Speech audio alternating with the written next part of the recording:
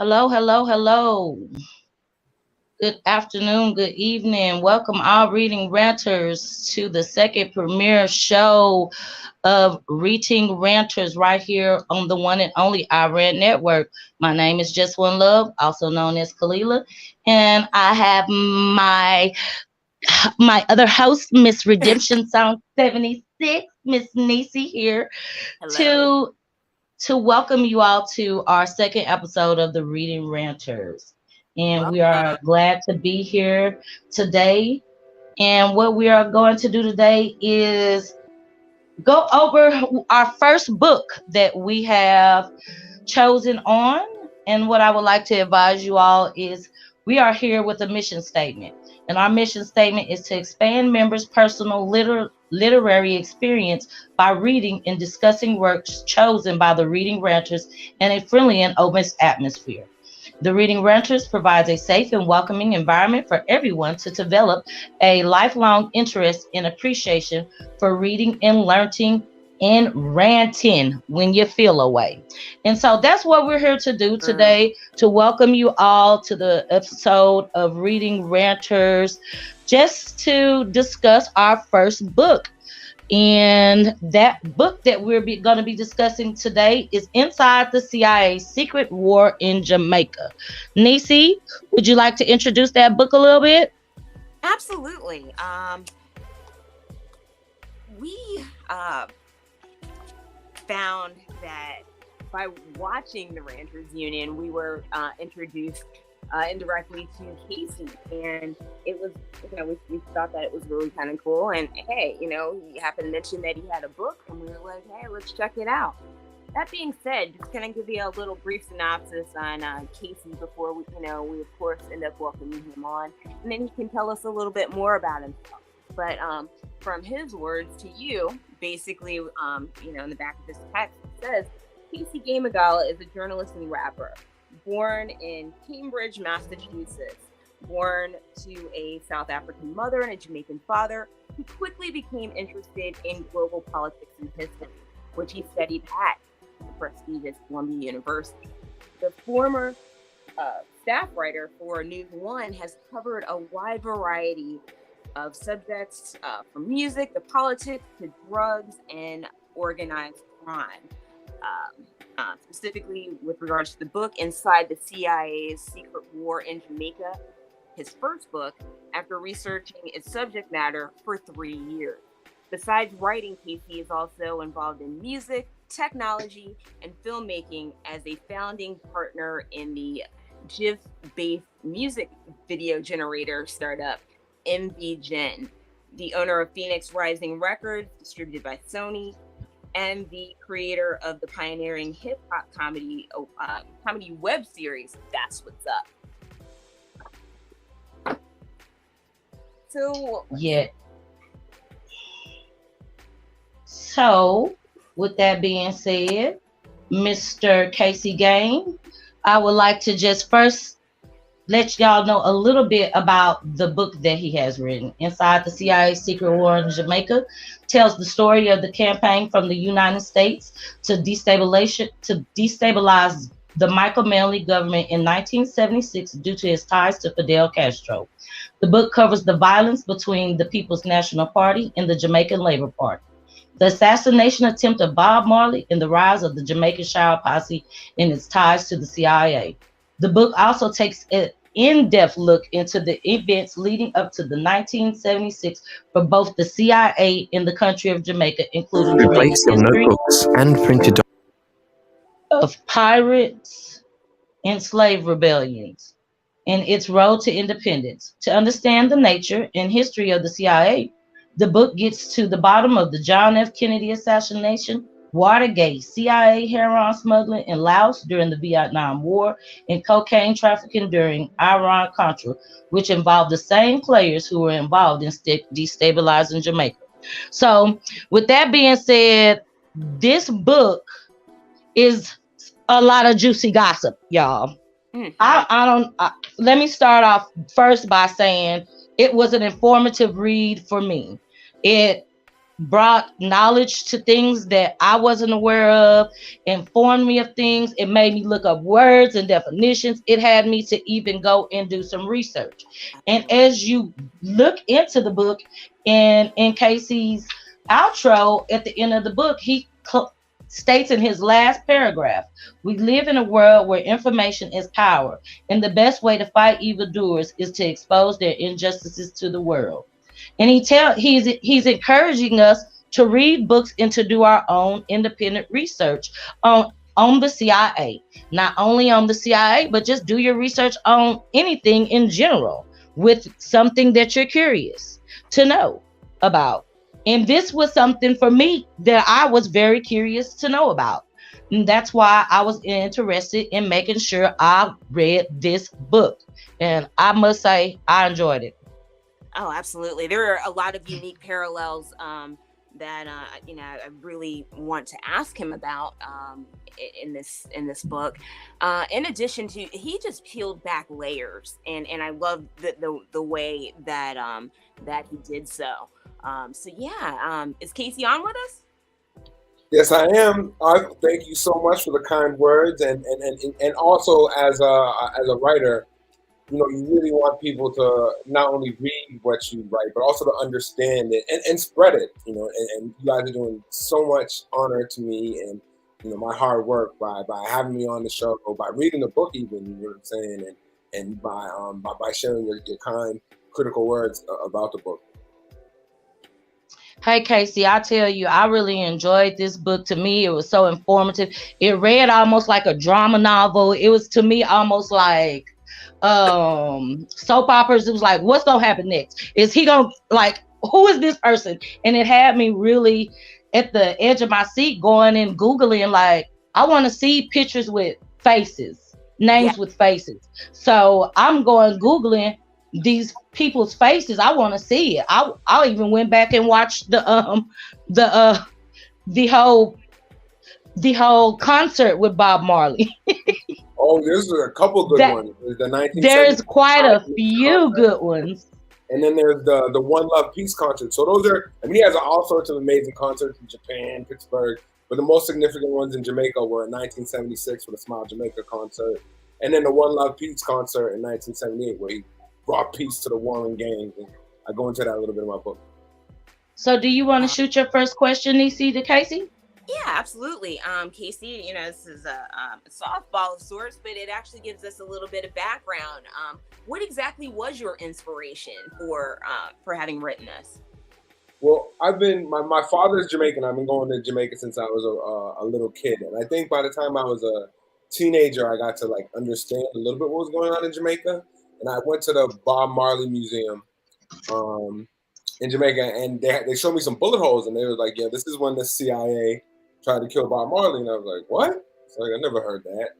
And then at the same time, my grandmother bought me a book because she knew I was a Bob Marley fan, called Marley and Me, and it was written by Don Taylor's manager, by Bob Marley's manager, Don Taylor. And in the book, he talked about how there was like a ghetto court they caught the people who killed Bob Marley, and they were like interrogating them, and the people who shot at Bob Marley and shot Bob Marley and his wife and his manager and bandmates, they said that they did it they were paid by the CIA and cocaine and guns to do it. So those things kind of struck me. And then later I would, start reading as teenager, adult, and I would read books like The Dark Alliance by Gary Webb. And in that book, he talked about the CIA and how they were kind of responsible for the crack epidemic. And he also had a little bit in that book about Jamaica and about how the CIA was responsible for kind of starting the shower posse involved in kind of destabilizing Michael Manley. And so for college, even I was interested in college, and I think that was my senior thesis was on Jamaica and the politics between the PNP, JLP, and the Cold War with Russia and Cuba.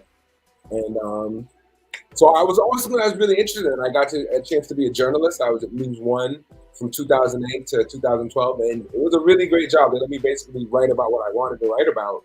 And there was an incident where the son of a famous Jamaican Don, this guy name was Christopher Dadis Cope. And Yes.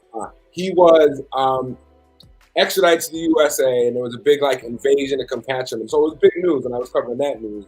And I was like, how come? And I remembered from my research from before, and I was like, how come no one's bringing up the fact that the CIA kind of helped start the shower posse? Now the U.S. government's like taking them down, and I wrote an article on it, and it went kind of viral at News One. A lot of people shared it, a lot of people reposted it, a lot of people just copy and pasted it. So then by the time I was done in News One, I had a friend named Paul Stewart who had a book called Over the Edge Books.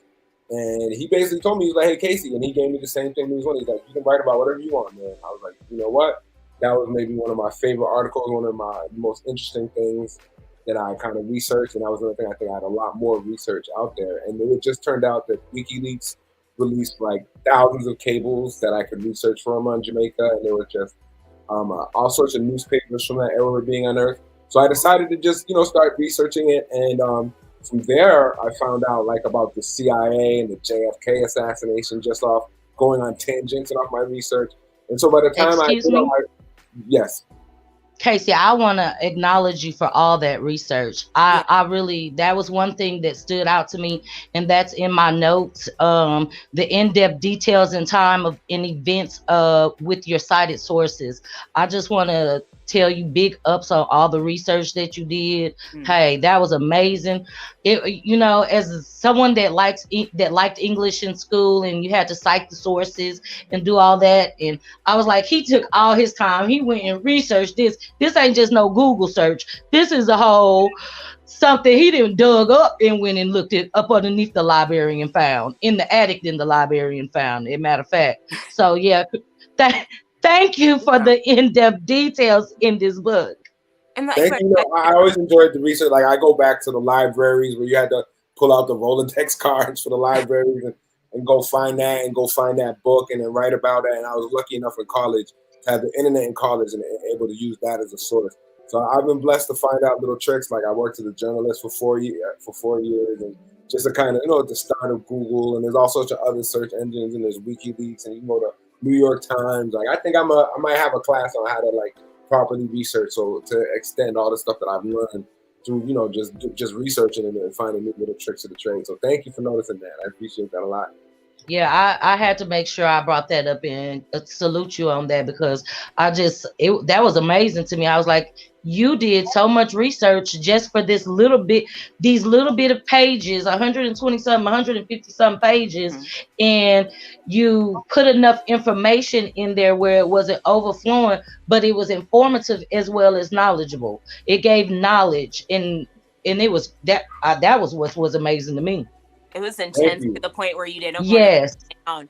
I mean, it like I said earlier, it's like peeling back layers, but it was done in such a thoughtful manner that, I mean, it's, as Jeff One said, I found myself looking up pictures too. I wanted to make sure that I was making the connection, and I don't know, as the drama unfolded, it was unfolding in a certain manner in my head as well, so I had to make that connection. But hey, I watched Lester Coke documentaries on YouTube. It was amazing. I didn't get to, like, when I got to the end of the book and you said, do your research, encourage everybody who reads this book to do their own independent research. I'm like, damn, now I'm finished with the book and I already did all that while I'm reading it. So it was points and times where the book would be sitting down for hours or a couple of days because I've then got off looking at other stuff about somebody else inside the book. So this was a very informative book. Thank you. So I was in Jamaica one time, and I was at the University of the West Indies, which is in Kingston, and I went with my aunt for like a lecture, and I was bringing lecture, and then I had my book, and then like a white guy recognized me. He was like, "Oh my God, you wrote this book! Oh my God!" He told me, and he was like, "Yeah." And the good thing for people who have the Kindle is you can go right to all my sources. And he was like, "Yeah." He said basically the same thing. He's like, "Your book is taking me so long because I keep on researching Felix Rodriguez, Louis Posada, Lester Coke, because all these people are fascinating." And researching this book was like almost similar to reading it, and like all this stuff is unfolding under my eyes, and all these new little clues and these narratives are coming up through all these different documents and books and whistleblowers. So thank you for noticing that. So let me ask you this. This was a question that I had. Who would you have voted for, Manley or Siaga, and why? I would have voted for Michael Manley. I guess I'm a progressive. I guess my ideology falls in line with democratic socialists, and also being the son of a South African anti-apartheid activist, that was a kind of big issue for Michael Manley, and that was one of the reasons that the USA kind of went to war against him. That said, the problem in Jamaica, when you have the PNP and the JLP, is if I lived in Tivoli Gardens, I probably voted for Siaga, because as good as Michael Manley was with his socialism, a lot of it was tainted by bipartisanism, in which you have the JLP and the PNP, which is very different from like the political party we have in the United States, in that it's almost, I hate to use the word tribal, but that's a lot of people use that word, and that people, if you're a supporter of the PNP, you're loyal to that political party, you make sure they win, and the JLP is your enemy. So it's almost like Dominicans and Puerto Ricans, or Hatfields and So it's like McCoy. Bloods against Crips is what I took it as. When I was reading it, I was like it was a gang against gang when I saw when I looked at it. In my mind is reading it. We would mix with political ideology. So like Correct. like I like to say, if I was in uptown Jamaica, I would of course vote for Michael Manley. But if you were in Tivoli Gardens and you did not vote for Edward Siaga, you would get your ass beat. So if I was in Tivoli or in a JLP constituency, I probably would have voted for Edward Siaga. But given my political and I think Edward Siaga, he had a lot of love for the Jamaican people. And like a lot of things when you think about like socialism, when we talk about government jobs, government housing, education. And he did a lot of that too, along with Michael Manley, who really kind of dedicated himself to democratic socialism. Like a lot of people think of like, bad things about Tivoli Gardens in terms of like the gunman and the crime. But actually it's a very flourishing society of where a lot of poor people came, got education, got housing, a lot of them got jobs, a lot of them gone on to be doctors, lawyers, and a few of them gone on to be gangsters and reggae stars, track stars as well. But so it's tough to say who I would have voted for, and but obviously my personal political ideology, which I try and leave out of my research and my writing, is more towards I believe things like government should and can provide housing, should and can provide jobs, should and can provide education. In terms of my attitude towards the USA, one of my biggest criticisms of Edward Siaga is how he latched onto the CIA and the USA against black people, because he was working with a lot of like right-wing, almost white supremacists, people who were working with the South African government during apartheid to get power over Manley, because he felt that he needed the USA's help. And the USA's help, unfortunately, came with the CIA. And we've seen what the CIA's attitude towards black people in terms of, trying to kill Lumumba, in terms of, poisoning black people's crack here, in terms of all sorts of interventions in Africa. We see that they have a very kind of racist ideology. And I think Siaga sold the people of Jamaica out on a Pan-African level by working with the American government and the CIA. But other than that, he's yeah. But from you saying that answers another question. Well, it kind of answers my question in my head, like why did you add the part of the family, like chapter 16, the family jewels, Watergate and JFK, and then you went into the secret history of the Bush family in chapter 17. So with you saying that, that's giving us the history, of how these politicians are so in-depth rooted into all forms in society, business, politics, illegal business conductions. I mean, they're playing roles in every aspect, and the CIA blatantly shows that they showed themselves in Jamaica, and right. this book uncovers that. So so I guess I did a lot of research for the book, and then when it came down to writing it, I had a certain amount of Jamaica. It might have been like 100 pages on Jamaica, and I wanted the book to be a little longer than that. And I said, why don't I kind of give an overview of the CIA? And there's a lot of books I could recommend, and I try and link out to them in terms of if you really want to learn about the history of the CIA, about the JFK assassination. There's books like I'm drawing a blank here. There's a lot of really good. There's Plausible Denial by Mark Lane. That's a really good book about the JFK assassination. There was a court libel trial with E. Howard Hunt. There is The Last Investigation by Gaetan Fonzi. There is Family of Secrets about the Bush family by Russ Baker, who's actually a journalist mentor of mine. So there's a lot of fascinating books. You quoted Blonde Ghost, Ted Shackley, and the CIA's Crusade. You quoted so many. I mean, it like again back to the sources. Great research. I wish everyone would have the time to read this. And I've been reading a lot about Jamaica again for researching purposes. So I've been going back to a lot of my sources, and and I wish everyone would have like a lot of the time to look at the documents and read these books, because it is the history that is kind of right in front of us. And I think a lot of the times people kind of use the term conspiracy theorist to disregard journalists like me who may critique the CIA or critique members of government who I believe are conspiring.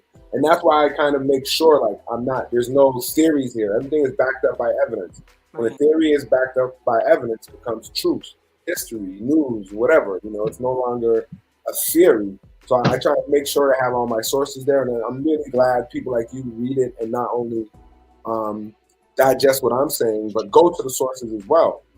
Because a lot of people, they have news, and news is no source. Someone in the government says it, and then people believe it. So, and that stuff leads to wars, stuff leads to incarceration. So, I think it's really great that people are not only reading the book but the sources and discovering new things. Because this is the same process I went through reading it. Like, I had no clue about the JFK assassination. A little bit of news about Watergate. Like, I knew a little bit about Iran-Contra through Gary Webb, but I didn't know a lot of this reading the book. Researching the book. So it was fascinating for me to find out about all these crazy CIA agents and terrorists like Louis Posada, who blew up a plane and killed 73 people, and then went on and moved coke for Felix Rodriguez and George Bush and Iran-Contra. I knew about people like Jim Brown, but I didn't know how kind of gangster they were. And I knew about George Bush, but I didn't know how evil and dirty and scummy and CIA he was. Like, I thought he was just like a wimpy vice president who was rolling with Reagan. I had no clue like he was a mastermind CIA assassin drug dealer. So with you saying that, let's take a quick pause and thank everyone that's joined us in the chat so far. We're going to give a big shout out to Chris Jones, Mr. Jones 169, and Brooklyn Honcho. Thank y'all for joining us. We appreciate the support. You got any questions that you want to throw out there, Macy? In the process of actually reading this, I also kind of checked out what you might have had online regarding your thoughts on the book. One of the things that you had said in an interview was that Manley grossly underestimated the deep state. Can you expound upon that a little bit? I loved your answer for that, and I really want to see on that now. All right, so this is kind of after Michael Manley won the election in 1976. Like, Bob Marley got shot. Bob Marley performed at his big concert. Like, he scapegoated the CIA. He kicked the CIA agents out of the U.S. embassy. All these kind of crazy dramatic things happened. You had a new government. You had Jimmy Carter, who people see as like a progressive Democrat, like an Obama, Clinton. Different than these horrible Republican right-wing people. And he thought, I think, that he was going to be able to make friends with Carter and everything would be cool, and that, the CIA would be okay with him kicking their agents out. But what I'm finding out now, because I'm doing some research for hopefully a special project that I'll be able to talk about soon, is that it was actually Carter and the CIA who really went at Michael Manley. And Michael Manley had a friend named Andy Young. Andy Young is Martin Luther King's right-hand man before he passed. He was the first black governor of Atlanta, a real civil rights legend, stand-up guy. And he was friends with Michael Manley. And so when Carter got elected, Carter named Andy Young the ambassador to the United Nations. So you would think that, Manley would have a good relationship with the USA, but it's a big new Brzezinski, who was like the new Kissinger. Like we have Kissinger and who I talk about a lot in my book, who kind of orchestrated American foreign policy, covert actions with the CIA, wars, diplomacy. Brzezinski became the new Kissinger, and he really. So was Brzezinski the one that was racist and wouldn't shake his hand, or was No, it that Kissinger? was Ambassador de Roulet. That was the first Okay, ambassador to Jamaica that for stood out to me because super I racist. didn't. Yeah. That stood out to me because I didn't know that Michael Manley was a black man. And when I read that, that was for sure one thing that I went and looked up. I was like, I got to see this man. And you really can't. You can look at. You can't really look at him and tell. But once you hear his voice and you hear him speak, you know Michael Manley's a black man. Right. Yeah, well, his father was half black, so I think he probably could have been one of those blacks in slavery times who might have been able to pass, but he was definitely of African descent. And I've been reading a book, I've been reading a book by his wife, Beverly Manley, who was also an actress, and she was kind of telling him how he wished he'd say like how he wished he was blacker, because he kind of adopted a lot of black power, civil rights, pro black rhetoric, and he really united with a lot of other pro-black presidents, pan-African leaders, in not only the Caribbean but Africa, and to an extent Latin America. Fidel Castro definitely had his pro-black, pro-socialism things as well. So let me ask you this. Recently, here last year, Haiti lost its President Jolie.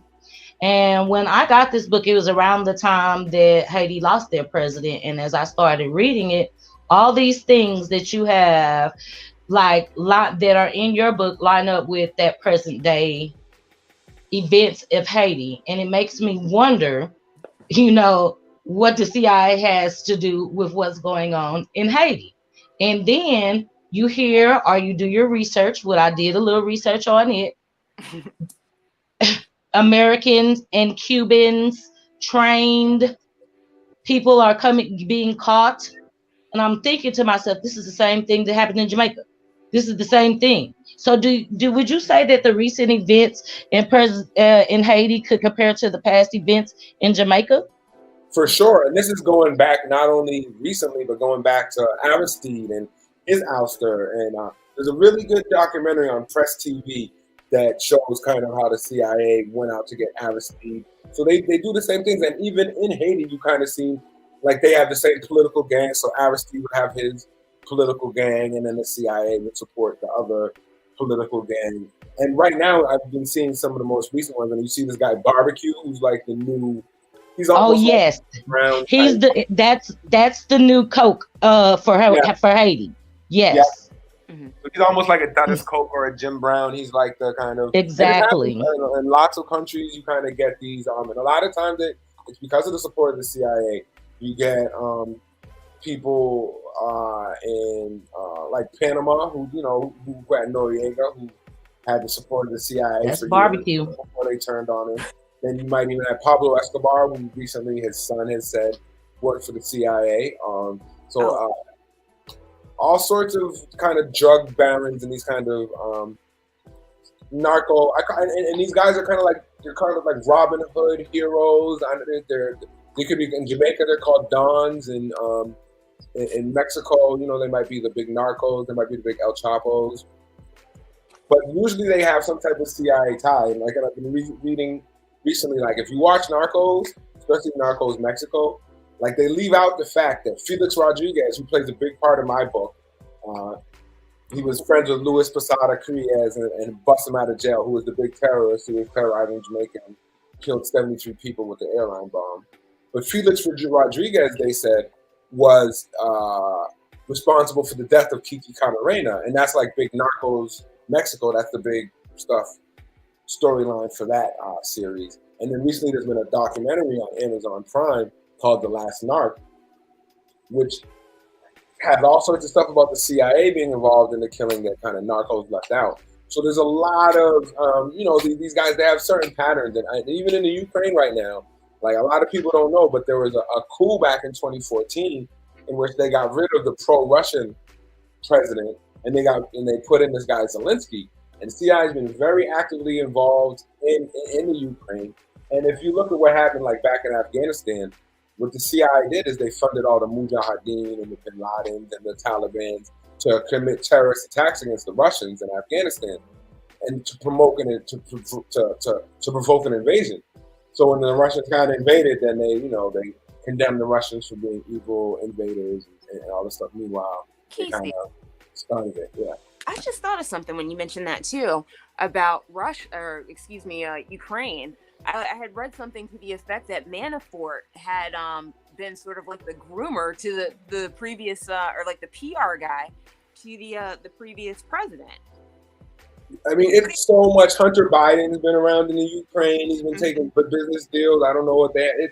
All these guys and the guys like Paul Manafort, Roger Stone, they become like mercenaries. So they'll work for any government. They'll use their connections to the American government to kind of give them ties. And these are the kind of people Siaga was friends with. Like, and this is something I'm trying to explain a bit better for my new project. Is that there's not only the CIA, but there's kind of like the CIA adjacent.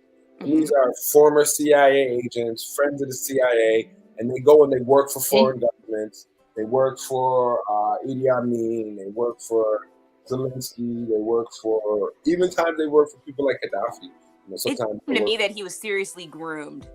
Yeah, that's the word I was gonna say. They're all groomed, and you went into that as well about the Bushes and how a lot of them came from the Skull and Bones, and how that circle there was groomed, and people were already in line back in the 1940s being groomed for the CIA to be not even created until 1976. I think you said CIA was maybe created like between 1946 and 1950. Right. Originally, it was the OSS, which was the Office of Strategic Services, and that's who they used to fight the Nazis and the Japanese. And then later, it evolved into the CIA right after World War II, pretty much. So by 1950, they were already overthrowing governments in Guatemala and Haiti. And by the 1960s, they tried to invade Cuba. And then, according to a lot of researchers, including myself, were involved in the assassination of John F. Kennedy. And then also Watergate. There's a good series on Stars. I know Powers ended, but a lot of y'all, there's another good series if you want to learn about history. And my thing is like a lot of TV shows like Narcos, they're great shows. Watch them; they're entertaining, and there's stuff that you can learn from them. But that doesn't mean they're the truth. But that also doesn't mean there's not stuff that is true in them. So there's another good show called Gaslit, which is all about kind of Watergate. And Watergate is another fascinating part of American history, which led to the downfall of Richard Nixon, which really was another kind of coup.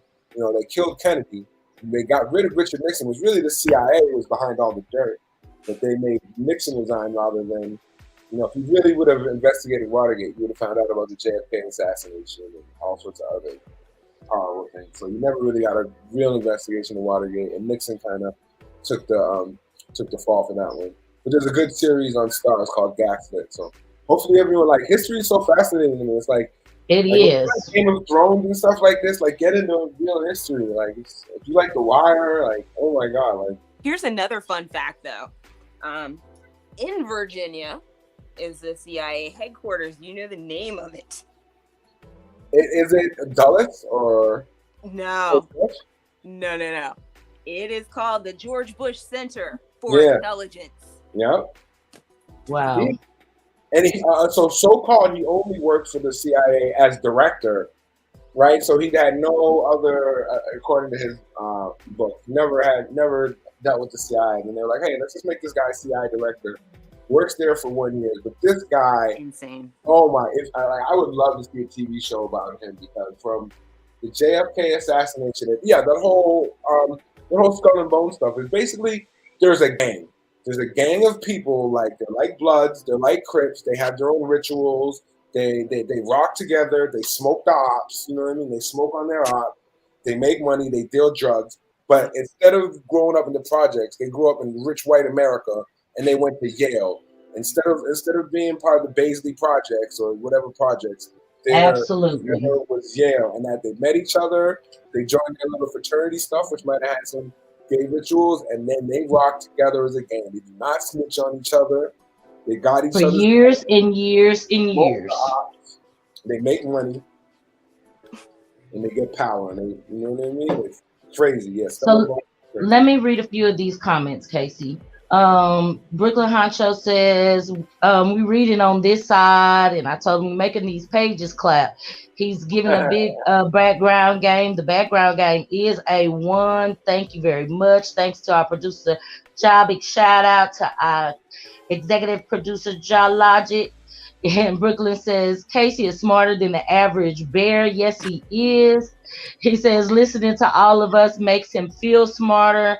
And you guys and babes are advanced in MFer. Brooklyn Honcho, I appreciate you that saying that, but I'm not that quite advanced. This book advanced me quite a lot. Really, really, really need to grab the book, folks, if you have not gotten it. In particular, I was able to source mine on Amazon. So yeah, definitely buy the book. I do have another question though. You had mentioned elsewhere that you had seen a documentary on Haiti, and that you were drawing parallels between 1976 and the Clintons. Can you speak a little bit further on that one? Yeah. In the situation in my book, you had the PNP, who were kind of progressive, Democrat socialists whose values didn't align with the United States, and you had the JLP, who were also, socialists, but they were loyal to the U.S. and they would let the American business come in and they would support the USA and whatever they did. So the basic difference was basic loyalty. So again, with Aristide in 2000, he was a threat to the United States, and this I think it was later, 2008. Hillary Clinton, as Secretary of State, was definitely behind the coup that took Aristide out of power to bring back the American-backed forces. And it's basically the same way. You support the opposition. A lot of it is, a lot of the both gangs get support from, drug dealers. So you support your drug dealer, and then you arrest their drug dealer from the opposition party, so they have no money, but now your party has all the drug money. And in terms of propaganda and stuff, and I think even Wycliffe was on the side of the wrong guy, so you can't just pay attention to who the American government is. And I think even Proz has gotten a lot of trouble recently from the Fuji. Yeah, he was. So even, I forget the guy, Melky, the most recent guy, who was the most, I need to catch up on Asian history. Who was the guy who was like the Calypso singer, who was president maybe like 2 terms ago? I don't know. We don't know. Yeah, we'll get into it. Yeah, we need to do, I need it, all my Haitian brothers and sisters, I need like a Haitian co-writer, and we can do Inside the CIA Secret War in Haiti, because it's crazy too. Yes, that would even be crazy. That would be really crazy.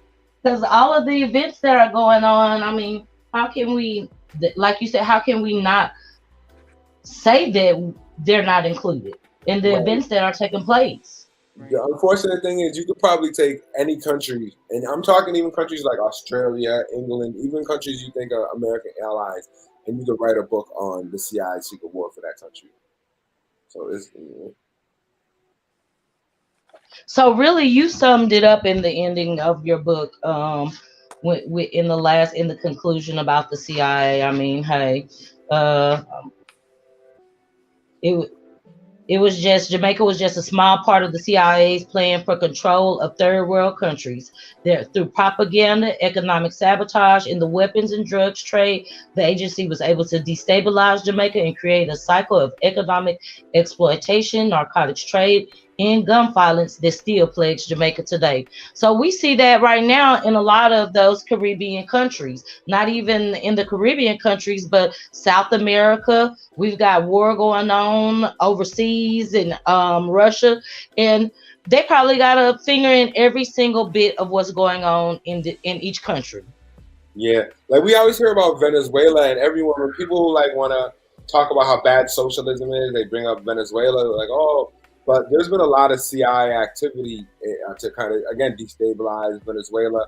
And right now, the funny thing is, after they spent all this effort to destabilize Venezuela, now because they're going to war with Russia, they need Venezuelan oil. So they're like, all right, our bad. What about that oil though? So they're trying to make friends with Venezuela now because they really tried to get rid of Maduro. They did everything, like 3 or 4 coups, like and what they will do is a company like a country like Venezuela, which depends on oil, they'll use their allies in Saudi Arabia and everything, and they'll jack up the price or jack down the price depending on what they will to freeze out Venezuela. So, Jamaica's natural resources, bauxite, right? You know what I'm saying? Haiti has oil. Other countries like, South Africa, Sierra Leone have diamonds. So a lot of the time when the CIA is involved in these countries, they want to take control of these natural resources and let them be controlled by like American companies rather than companies from that country or that country itself. Casey, what was the craziest bit of information that maybe piqued your curiosity, or just in general? What is the craziest thing that you've come across in your research? Most recently was that Al Sharpton was being used by the CIA to destabilize Jamaica before he was an FBI informant. That's research that's not in my book that just came out recently. That Al Sharpton was working for the CIA in Jamaica. Well, since you said that he was working with Mahalia Jackson touring Jamaica, and this was when he was maybe a teenager too, 18, 19. But that, and then when I looked at some of other Sharpton's activities, the other fascinating thing I learned about was how deeply involved the Bush family was in terms of Jamaica, in terms of being directly involved with the Jamaican cocaine sellers. There's a family called the Smat family. It's a Lebanese Jamaican family. Like in Jamaica, like a lot of the richer people are the immigrants from Lebanon, Syria, India, and China. They have a kind of like racist classic structure. So you have the Smat family, and if you Google them, you would think they were like the leaders of Jamaican tourism. Mm-hmm. But when I got into my research, I found out that this family was sending money to Jeb Bush in Florida, and they were allegedly bringing coke and hookers to the father in D.C. And in return, they were getting like a free pass for all their cocaine selling. And then I also traced this is the Smat family. There's if anyone's really interested in Jamaica, I recommend this channel, Politics Daily, and they got this host, Sir P. And he goes over like a lot of what's going on now in Jamaica, as well as some history. And he has he breaks like Jamaican gangsterism down to like 3 categories. So your 87 octane gangster is your regular run-of-the-mill shotter. She's a shooter. He's a drug dealer. He makes money. Then you have your 90 octane. That's like your boss. That might be like your big meat, your fat cat and queens, your Alpos. Those are 90 octane gangsters. So in my book, the 90 octane gangsters would have been Jim Brown, Duddis. And then above that, you have the 116 gangsters, 116 octane gangsters. And these guys, you would never know they was gangsters. They're like the Sosas and Scarface. Like they're educated. They have like a nice business cover. They got connected to the government. But deep down, they're really like knee deep in the cocaine trade. And I'm finding out about these people and their role, you know what I'm saying, and their connections to the CIA. And they're like, how they move a lot quietly. A lot of the people I thought who were like, Jamaican tourist leaders and made money off resorts and everything really was definitely knee deep, especially in the 70s. Marijuana was really big in the 70s because you can actually grow marijuana in Jamaica. Like cocaine got popular in the 80s, but they wasn't growing the cocaine there. They were just taking the cocaine from Colombia and bringing it there, rather than the 70s when they had their own crop. You know what I'm saying? And a lot of people who made their money in the 70s tourism game, and right now is the rich super families in Jamaica also got their start in the illegal drug trade. So I'm jumping back a little bit. Just with regards to the Smat family, because I found that story to just be wild. Can you speak a little bit more to the whistleblower that was involved with that? What case were you saying again? The Smat family. Was it? Oh, the Smat. Yeah, her name was Darlene Novinger. Yeah. She was a woman, an FBI agent. I think she infiltrated their family in Jamaica. I think they retaliated against Crazy. Like once she told her story to the FBI. Like, I guess because she was kind of whistleblowing on the wrong person. Exactly. Instead of going after the Bush family, they went after her family. And they were like threatening her dad. I think her dad might have died. And You stated her husband and her father were killed in suspicious circumstances. yeah. So yeah, that was another crazy story from the book. And that's one of these things like how come I didn't know this? Like, you know what I mean? Like, even if it's just an allegation, like how come this never made the news? It just kind of shows you. And that's another thing I kind of learned in researching and writing a book is how much power the CIA has over the media. So when I research stuff like Operation Mockingbird, which exposed the CIA working with editors and journalists at the New York Times, Washington Post, and then going back and looking at all the articles from the New York Times, Washington Post that were basically propaganda against Jamaica, against Manly. So, and then, kind of looking at all the, because for years, like, I thought I was like the most smartest, well-informed person because I read the New York Times and Newsweek and I watched MSNBC. And then I'm kind of seeing the patterns right now of Operation Mockingbird and kind of all these media outlets being used, especially now with like the pro-Ukraine stuff or, with Hunter Biden before we had all these intelligence experts calling Hunter Biden laptop misinformation when now we know it's real information. But so you have all these people in the CIA whose goal is not to tell you the truth, but it's kind of to brainwash you. So that's another thing I learned a lot about in terms of how important the media is. Because when people think of the CIA, you might think of them running guns, assassinating people. But one of the most important things they do is running propaganda, controlling how people think, controlling the agenda, controlling the narrative. It's a nefarious racket. Yeah. So you mentioned Jeb Bush, and I had a little mark by his name, and you stated in your book that you would hope that in the presidency election in 2016 that he would have to defend himself against allegations of involvement in the drug trade during the Iran-Contra and support of terrorists like Orlando Bosch and business dealing with anti-Castro Cubans involved in the drug trade. And my question was, because I didn't do the research on it, did he have to defend himself against that in the presidency in 2016? Well, Roger Stone was the campaign manager for Donald Trump, and Roger Stone wrote a lot of books about Jeb Bush and his like cocaine stuff, and I think he wrote about the Bush crime family. But I think Trump might have hinted at it, but by the time like the debates had already gone in order and everything like that, Jeb Bush had already dropped out. Okay. So he didn't really need to. But I think if it would have came down to Jeb Bush and Donald Trump, he might have had some low blows. Any intent to write any more books? What do you have on the horizon? Right. Well, one thing I did learn about promoting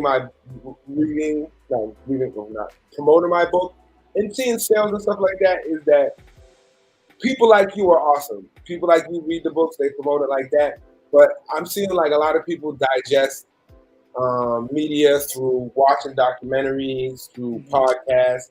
So right now I'm doing a lot of writing. I don't know if I'm going to release it as a book form, but I feel maybe both as a book and also in some type of audio form. So right now, it might be like a bunch of smaller stories. I've researched a lot of crazy stuff that's going on in the Bahamas, that's going on in the country of Chile and Bolivia. All sorts of other little fascinating stories involving the CIA that I think would make like great podcasts or small stories. And I have stuff written. Well, there's this asshole who just drives his bike up and down my street all the time. Oh my fucking God. I want to talk to him like, bro, like go on another street. Oh, you hear this fucking asshole. Like, yo, and like just back and forth, like, go somewhere else. You know what I'm saying? Sorry. It's okay. That's why this is reading Ranters, because we can rant like this. Right. And I love it. I was just like, he went into a straight rant about the motorcycle, and in my mind I'm like, what is that noise? Where is it coming from? So Good job, Casey. I'm gonna yell at. Hopefully he hears me. So I'd like to do a lot more podcasts in terms of like breaking down history, because I think a lot of what I would call like untold stories, stories that are really fascinating that have been kind of suppressed by the CIA, by people with certain agendas. That these fascinating truths that are very historically relevant, that are very important. So I would love to work on getting out these stories to other people because, like I'm saying, it's not just CIA in Jamaica. Like there's a lot of fascinating stuff that went on in the Bahamas. A lot of fascinating stuff that went on in Grenada. There was a big invasion of Grenada. A lot of fascinating stuff that's gone on. There was a coup in Trinidad where a Muslim group took over the country, a pro-black Muslim group took over the country. So many fascinating untold stories that I'd like to help to tell and work with people and also learn. Like I would love to work with some Haitian journalists about exposing what went on in Haiti. But I'm definitely, doing a lot of research, doing a lot of writing. I don't know how the writing will be presented. Will it be documentaries? Will it be a book? Will it be a podcast? Will it be all three? Hopefully, but I definitely have some fascinating stories. I'm ready to tell, and I like to tell some, just entertaining stories as well. Not everything has to be about the CIA and global politics, and there's, lots of fun With you positive saying stories. I that, like to say, yeah. with you saying that, I can assume, and I think I will be right, that you like to read history, and you're a history buff. Are there any other types of books that you might prefer to read other than history? I like novels based on history. Like, there's actually a book, A Brief History of Seven Killings by Marlon James that won the prestigious Booker Prize, and actually it got bought by HBO to be turned into a series, but it hasn't as of yet. But he actually wrote a novel in which he just basically fictionalized a lot of the events and characters that were also in my book. We both came out at the same time, so he didn't read my book first.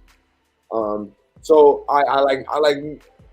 Sometimes I like gossip books. I like sports books. I like because TV and like podcasts have created such a good lane in terms of true crime. But honestly, right now, like I'm doing researching, so I'm reading like Beverly Manley's book. She was Michael Manley's wife. I've been reading a lot of books again about Jamaica, and it's kind of like fascinating little stories. Like Beverly Manley tells stories, and it's not all about just politics. She's telling stories about being a mother, telling stories about growing up in Jamaica. So with so much research that I've been doing, I'm really finding a lot of pleasure in my research. So it's like outside of it, like most of my entertainment comes through the TV or podcasts. And I don't know, and I don't want to say read for pleasure because when I'm doing research, it's pleasure for me. It's interesting for me. But in terms of like, So we can say that you're an avid reader.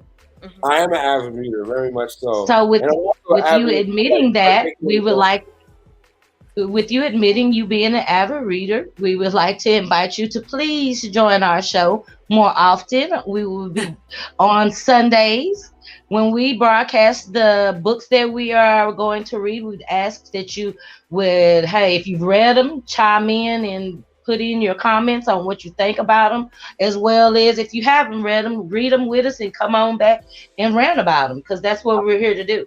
I would love to. I would also love to make some recommendations too. And I would love to hear your recommendations. And just even if these aren't books that you guys choose, just if you recommend them, I would love to read for distraction. I'm thinking I might start getting like some Audible in terms of audio books just to open up my. I'm getting back into that too. Because So I've never really got into the Audible, so I might need to try it. this is one thing I do like about podcasts or like documentary TV is I could be doing other things. Like when I'm reading, and especially for me, I guess it's important when I'm reading. Like I might be able to listen to music, but I got to be hyper focused on that, especially when I'm doing like research. But I think in terms of just I could be doing it while I go to sleep, listen to an Audible book, do it while I play video games, do it while I'm researching something else, or I could get my brain can have two tabs open digesting information at the same time. So I'm really looking forward to you guys. Really did great research on my book. I'm really amazed at the ways you guys are able to digest it, and it makes me feel very happy because one of the things I wanted to do, and one of the only bad criticism I had on Amazon was a woman, or I don't know if it was a person who said that this is a good book if you haven't read anything about the CIA, but it's a bad book if you have. And that's when it's what I'm writing the book for. It's like an introduction for people to learn about what they so-called conspiracies or alternate histories through the lens of Jamaica. And you guys are perfectly intelligent people, really smart people who might not have researched the JFK assassination. You got into it, and you everything you took out of it is what I wanted people to take out of it. So that really makes me feel good. Thank you. Thank you for writing that. Again, folks, Inside the CIA's Secret War in Jamaica. It's a fabulous book, and just you're gonna find that you'll probably likely start, and finish that one cover to cover within a day or two, like easily. What did you find? Not that long. It's not. It's like, was it like $150, $170 pages? Not that long. Yeah, it's not that long, but hey, I found when reading, you stop intermittently, you look things up, like you're trying to digest a lot. And interestingly enough, I enjoy doing so. But yeah, clearly, I can agree with you on that. I found it hard to start off with, but as I started and it got so much interesting, it got more and more interesting. And it was like, I'm already interested in, I don't know why I have a fascination with gangsters, mobsters, and mafias. But so it was like, I am fit to do my research on this. I had to go back. I had to go look at the pictures. I wanted to see the picture of, I think that was Lester Cope that was burnt in his cell. I wanted to go back and read and look and find that information for myself. It made me more curious to know about the information that you put in this book. It opened up my mind and it expanded me. It said, hey, let's see what this is about. So that was the greatest part about reading it for me, was that it was a learning experience. I know something that I didn't know yesterday. I have something that I can use as a topic of conversation. I could sit amongst somebody and have something to say because I've read Casey Gane McCullough's Inside the CIA Secret War in Jamaica, and I have my own opinions and thoughts on that. And I appreciate that you took the time to do that research. And hey, this was an awesome read, guys. If y'all haven't read it, y'all need to get this book and make them pages clap in my girl Niecy voice. Make it clap. Say it for me one time, Redemption. Work a book, make them pages clap. Twerk a book, make them pages clap. Yes. All right, Niecy, you want to take us out? I think we're going to wrap it up for the day. On our first book, we thank everybody that showed up. Brooklyn Honcho, Tennessee, Chris Jones, we appreciate you. Again, to our special guest, I'm so excited. Case Gane, I'll just tell you, I just love you. Every time you come on the show. Conversation, man. It was cool. It was nice talking to people. We appreciate you. Who understood the book, who had good, insightful questions as well. Because I'm saying, I'm doing something with this, so this has been a really good conversation in terms of me articulating myself. So y'all really helped. I'll talk to y'all about it offline, but hopefully y'all will have another way to digest this book sometime soon. Thank you so much. Give a review. Yeah. Book and give a review. Like, share, and subscribe here. And we definitely want to see you all back, and appreciate you. Khalila? I guess we'll be back next week to discuss what our next show is. We'll be announcing our next book here shortly. So be making sure to look out on our Instagram page, Reading Ranters, as well as the Facebook Reading Ranters page, to know what our upcoming book you guys are going to be needing to order, so we can get ready to read a new book and rant. Read and rant. That's what we want to do. That is the goal, to learn something, to share something, and to encourage somebody else to read.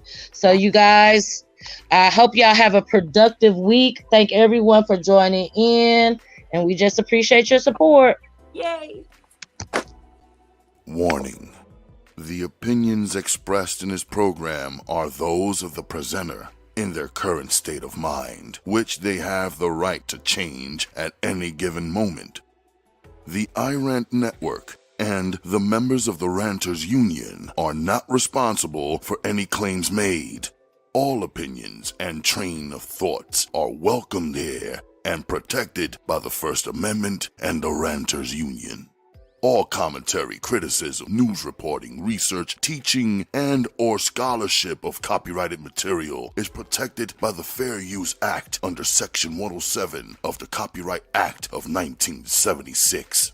Rant Network and the founder of the Ranters Union, Jalogic, aka Mr. M, recommends that you take what is said and do your own research. Read a goddamn book and form your own opinion. Furthermore, listen carefully to the Ranters rant and debate their opinions and form your own conclusion.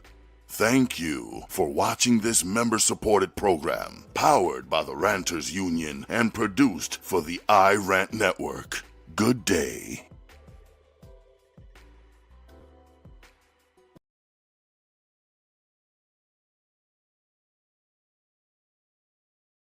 Control Jamaica, ganja business control Jamaica, cocaine business control America, ganja business control America, cocaine business control Jamaica, ganja business control Jamaica, cocaine business control America, ganja business control America. United States.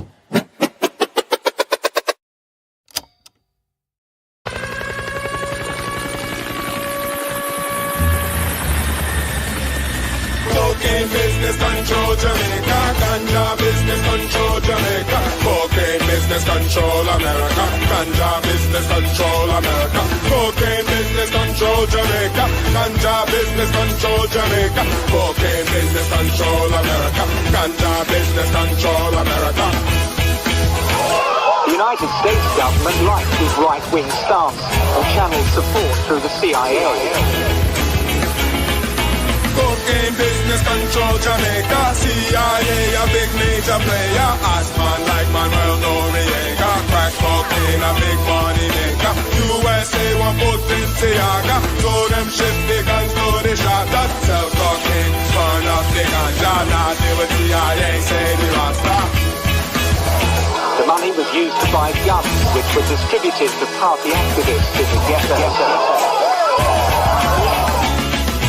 Cocaine business control Jamaica, ganja business control Jamaica, cocaine business control America, ganja business control America, pistol business control Jamaica, rice well business control Jamaica, pistol business control America, crystal business control America. Houston erupted in an orgy of violence.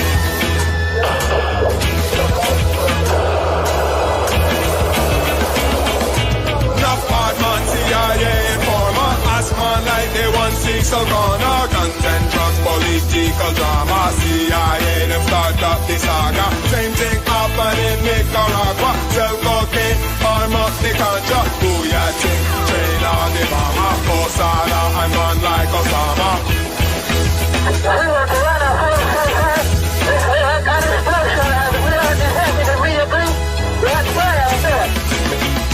Opium business control Afghanistan, opium business control of Pakistan, cocaine business control Colombia, cocaine business control Bolivia, cocaine business control Jamaica, ganja business control Jamaica, cocaine business control America, ganja business control America. Look at the man in terms of how the community respects and treats him as a protector of their community.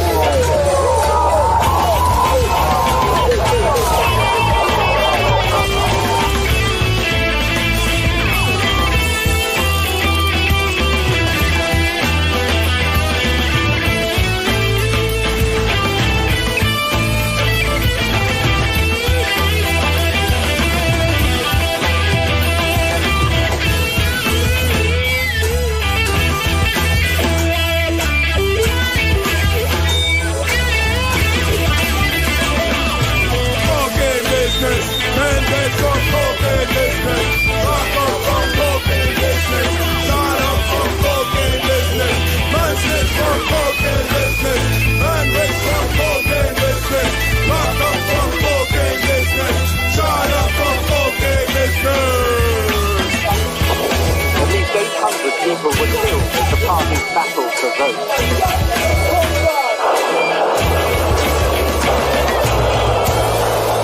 The gunmen who survived, many have since become yardis.